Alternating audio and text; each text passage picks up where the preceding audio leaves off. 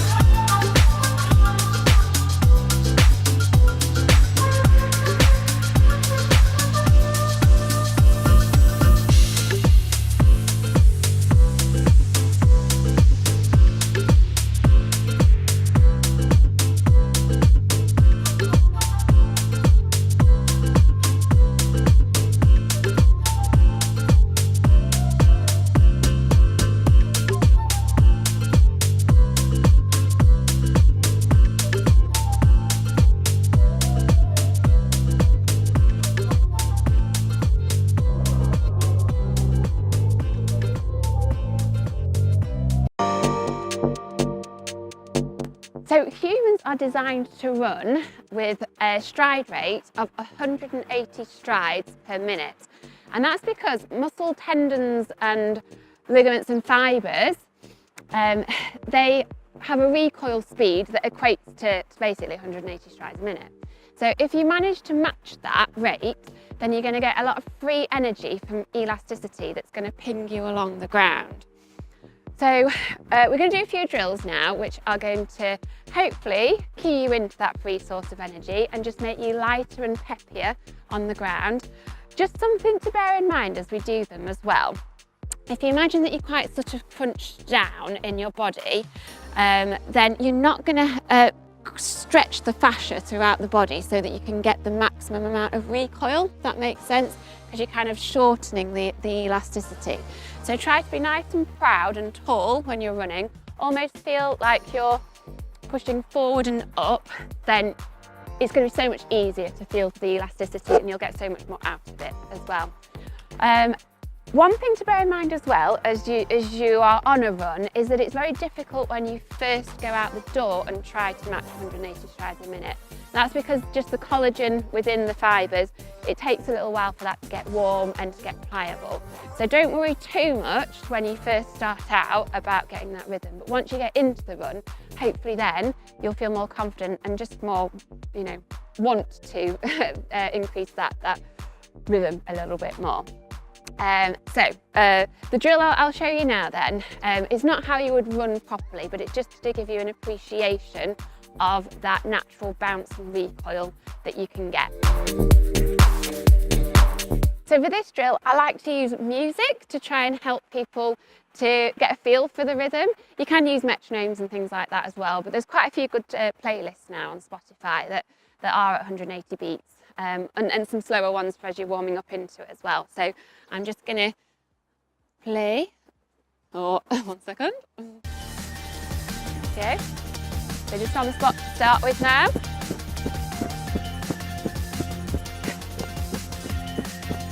That's it. So close your eyes as well, maybe.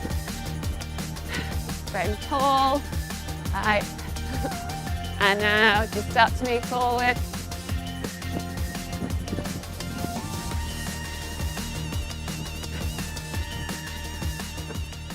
So hopefully you could see there how I was just like bouncing along without having to do much of the work myself.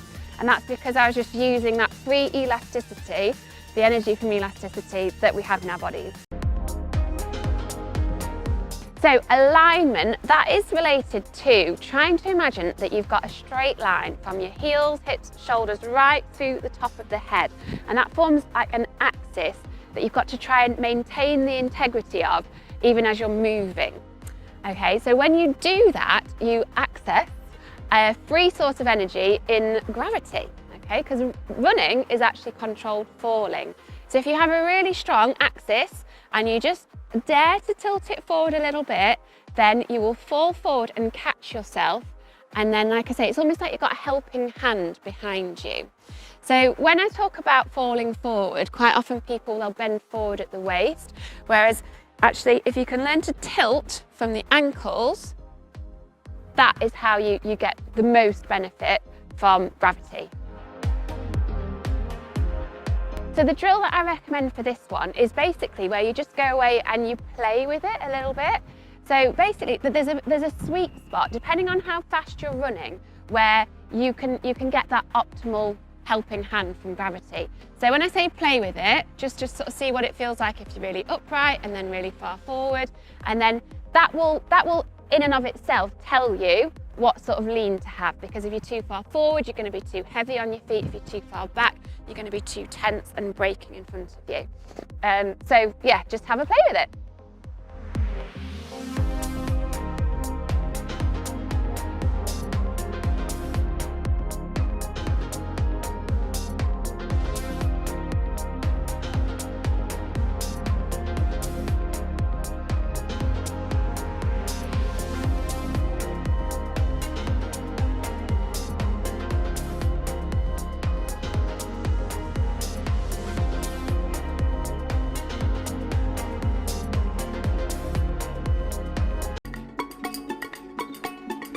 So in order to get the full flow of the running motion, what I tell people to imagine is that like their legs are a wheel underneath them.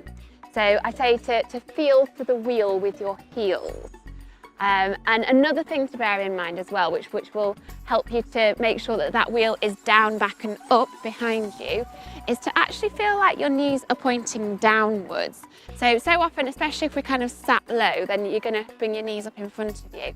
But like I say, if you just stay a bit longer and more extended here and focus more on the heel lift behind you, so feeling for the wheel with your heels, then, as I say, it's going to be much more flowing and much more efficient. So the size of the wheel will depend upon how fast you're running. Obviously, if you're running slower, it's not going to be quite as high, but as you really start to get into your stride and you're well warmed up, then you'll really start to whip that heel up right towards the bum. So it's another one that you can go away and play with. And for this one, because it is very much about the feel of the motion, I encourage people to actually run with their eyes closed, just so they can get an appreciation of where their foot is telling them that it needs to go. It's almost like there's a sort of a path of least resistance that you've got to try and key into when you're running. So often when I tell people to do this, they draw like quite a mechanical circle like that, and it just obviously doesn't look very flowing. So what it'll actually feel like is almost like a piston going up and down, but then the fact that you're moving forward, that will draw the circle for you. So as I say, the key thing is just to close your eyes, focus in on those heels, and then listen to what they're telling you rather than you trying to force it.